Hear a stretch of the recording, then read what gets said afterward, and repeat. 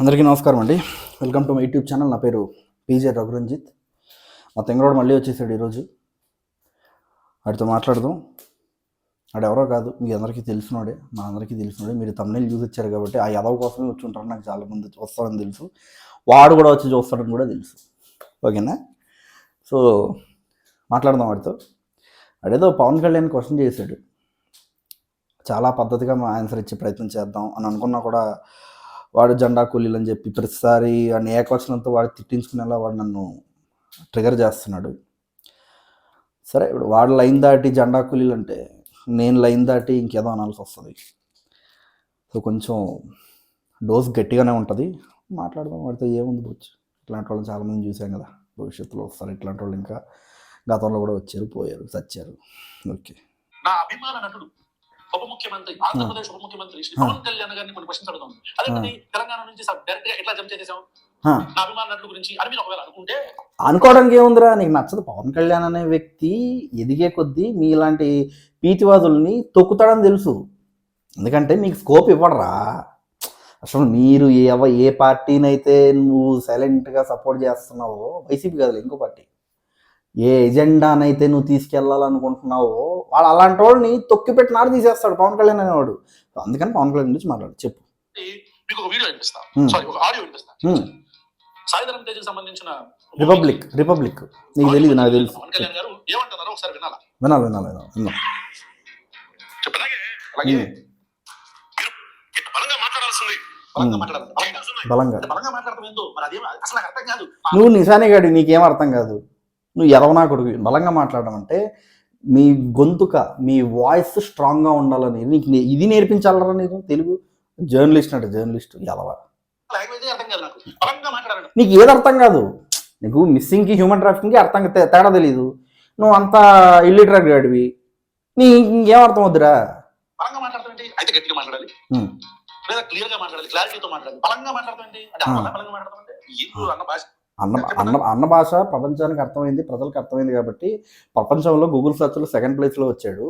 ఇది ఆంధ్రప్రదేశ్ ప్రజలు ఆశీర్వదించి 21కి 21 సీట్లు, ఇద్దరు ఎంపీలు మొత్తం కొట్టించేశారు. ఓకేనా? నీకు అర్థం కాకూడదని అనుకుంటున్నాను రా. నీలాంటి వాడికి అర్థం కాదు కూడా. ఓకేనా? చెప్పు.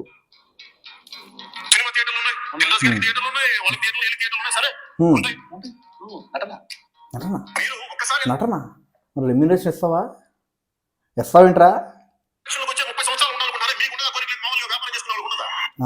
జగన్మోహన్ రెడ్డి గారిని ఉద్దేశిస్తూ మీరు ఒకసారి ప్రభుత్వంలో రాగానే మీరు 30 సంవత్సరాలు ఉండాలనుకుంటున్నారు, మీకున్నగా కోరికలు మాకున్న వ్యాపారం చేసుకుని ప్రొడ్యూసర్ గురించి మాట్లాడారు అన్న. అందరి గురించి అందరి బంధువు మా అన్న. అవునరా, అందరి బంధువురా. నీ ఇంటికి బంధువు కాదేమో, లుచ్చనా కొడక.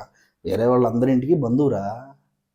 ప్రొడ్యూసర్ల కాడి నుంచి, డైరెక్టర్ల కాడి నుంచి అందరికీ they are fans of Pawan Kalyan. Sujeeth Pawan Kalyan fan, ఆయన ఎవరో క్రిష్ జాగర్లముడి పవన్ కళ్యాణ్ ఫ్యాన్, హరీష్ శంకర్ పవన్ కళ్యాణ్. వీళ్ళు ముగ్గురు పేర్లు ఎందుకు చెప్పానంటే నెక్స్ట్ ఈళ్ళ సినిమాలు వస్తున్నాయి కాబట్టి. ఆ డివివి దానయ్య, ఇక్కడ దిల్ రాజు గారు, ప్రొడ్యూసర్లు, వీళ్ళందరూ పవన్ కళ్యాణ్ ఫ్యాన్స్ రా. అదే దిల్ రాజు గారు 1000 సార్లు చెప్పాడు, నేను తొలి ప్రేమ సినిమా ఫ్యాన్స్ షో చూసా, రిలీజ్ రోజు చూసా, ఈ హీరోతో ఒక్క సినిమా అయినా తీయాలనుకున్నాను, వకీల్ సాబ్ తీశానని చెప్పాడు రా. అలా లైఫ్ డ్రీమ్ రా అది. బంధువు. నువ్వు కరెక్ట్గా, నువ్వు సర్కాస్టిక్గా ఎటకారంగా చెప్పినా నిజాలు చెప్తున్నావు పవన్ కళ్యాణ్ గురించి. తెలుసు నీకు? చెప్పు. నువ్వు ఏదైనా తప్పు ఉంది అదవా? చెప్పు.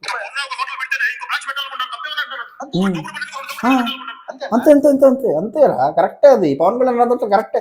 వీడు సర్కాస్టిక్గా కళ్యాణ్కి మద్దతు ఇస్తున్నాడు రా పక్క. చెప్పు.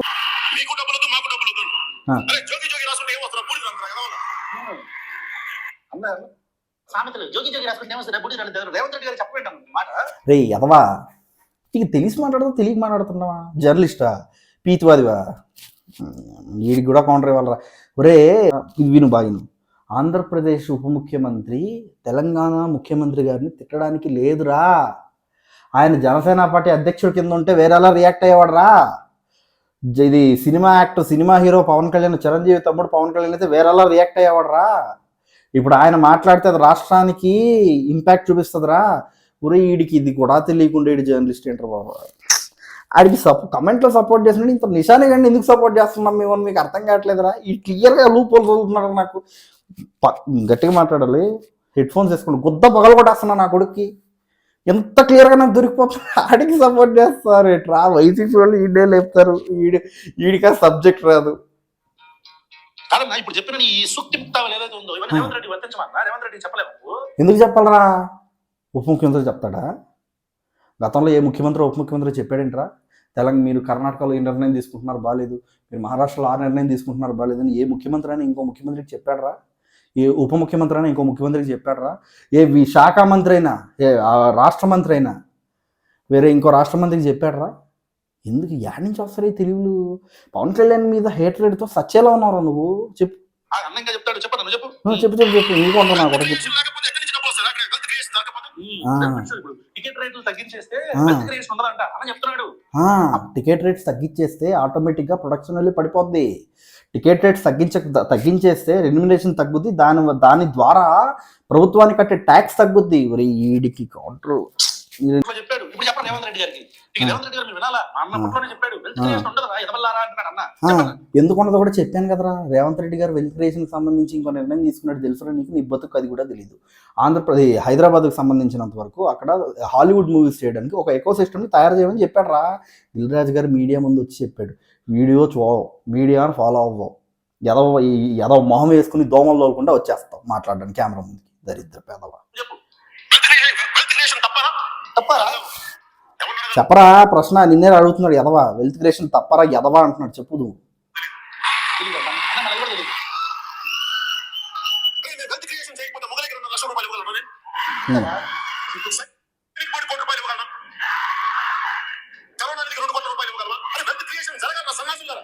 దీని గురించి మాట్లాడడానికి దమ్ముంటే వెల్త్ క్రియేషన్ చేస్తే నేను ప్రజలకు సేవ చేస్తా అని చెప్పి ఏ హీరో చెప్పలేదని చెప్పి నీకు ఉత్తలో దమ్ముంటే చెప్పరా?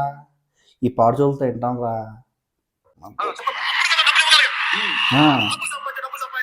దీనికి కమెంట్ చేయలేదంటరా? అప్పుడు కదా నేను డబ్బులు ఇవ్వాలి కదండి, దీనికి మాట్లాడేంటి? ఓహో పవన్ కళ్యాణ్ గారు పాజిటివిటీ అని కదా, ఈ బాధ అర్థం చేసుకోగలరు రే.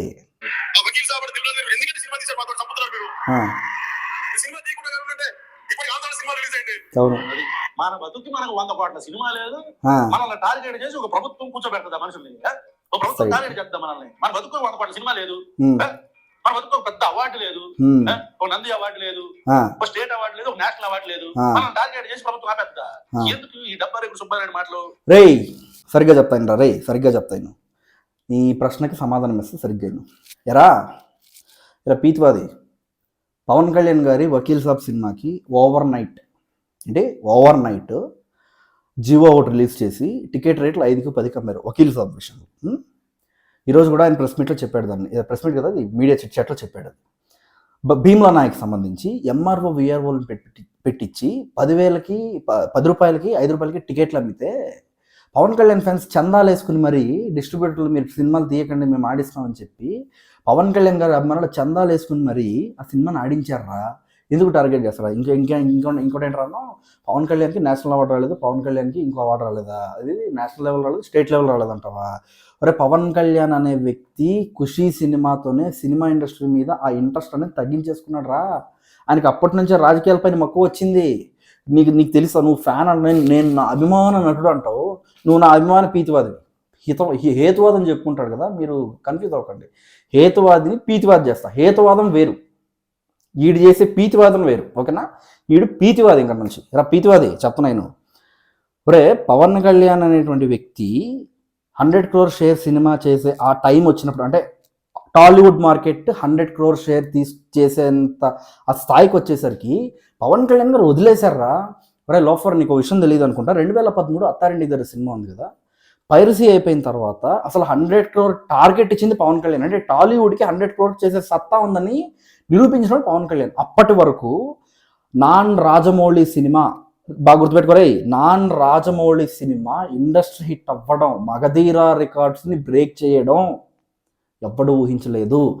టాలీవుడ్ సత్తా 100 కోట్లను చూపించిన వాడు పవన్ కళ్యాణ్. టాలీవుడ్ సత్తా ప్రపంచ స్థాయిలో ఎవ్వరికీ లేదని రుజువు చేసినాడు గౌరవ ఎస్ఎస్ రాజమౌళి గారు. ఆయన సంగతి పక్కన పెడదాం. ప్రభాస్ గారితో బాహుబలి సినిమా తీయడం, RRR, కల్కి చాలా వచ్చాయి. ఇప్పుడు టాలీవుడ్ సినిమా అనేది ఖండాంతరం దాటి వెళ్ళిపోయింది, చాలా దూరం పోయింది ఇప్పుడు టాలీవుడ్ సినిమా అనేది. దాన్ని పక్కన పెడదాం. పవన్ కళ్యాణ్ రికార్డ్కి వస్తే, రే లోఫర్, ఆర్టీసీ క్రాస్ రోడ్స్లో ఇప్పటికీ పవన్ కళ్యాణ్ అన్బీటబుల్ రికార్డ్. నీకు ఇప్పుడు మొన్న రీ రిలీజ్ వస్తున్నాయి కదరా, రీ రిలీజ్కి సంబంధించి 2 రాష్ట్రాల్లో కూడా నార్మల్గా కొత్తగా రిలీజ్ అయిన సినిమా కన్నా రీ రిలీజ్లకి రికార్డులు ఎక్కువ ఉన్నాయిరా. 100 కోట్లు అంటున్నావు కదా, నా కొడుక గుర్తుపెట్టుకో. హరిహర వీరమల్లు ఓజీకి మాట్లాడదాం. వీడికి తెలుసో తెలీదో జగన్మోహన్ రెడ్డి గారు టార్గెట్ చేశారు ఇతన్ని అని మాట్లాడతాడు వీడు. ఇప్పుడున్న అధికారులు కూడా చెప్తున్నారు కదరా బయటకు వచ్చి, మీ 75 రూపాయల టికెట్ మీ దగ్గరకు వచ్చేసరికి 7 రూపాయలు, 50 రూపాయల టికెట్ మీ దగ్గరకు వచ్చేసరికి 5 రూపాయలు, 100 రూపాయల టికెట్ మీ దగ్గరకు వచ్చేసరికి 10 రూపాయలు. తెలిసి మాట్లాడతావా తెలియక మాట్లాడతావా సన్నాసదో అర్థం కాదు నాకు చెప్పు.